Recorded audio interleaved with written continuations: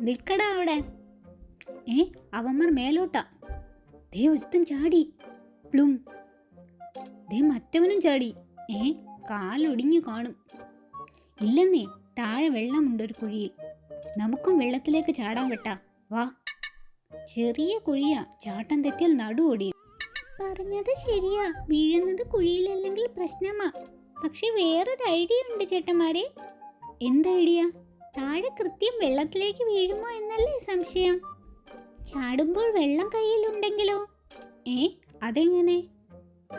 രണ്ടുപേരും ഓരോ വലിയ പാത്രത്തിൽ വെള്ളമെടുത്ത് അതിലിരുന്നു കൊണ്ട് ചാടിയാൽ മതി. താഴെ വെള്ളമുണ്ടോ എന്ന് പിന്നെ പേടിക്കേണ്ട കാര്യമില്ലല്ലോ. ശരിയാ, പാത്രം കൊണ്ടുവരാം. വരുമ്പോഴേക്കും അവർ സ്ഥലം വിടുവോ? പോകുന്നെങ്കിൽ പോകട്ടെ. ആദ്യം ഈ സൂത്രം ചെയ്ത് പഠിക്കാം, പിന്നീട് നമുക്ക് ആവശ്യം വരും. ചാടിക്കോ. വെള്ളം മൊത്തം മേലോട്ട് തെറിച്ചു. അയ്യോ.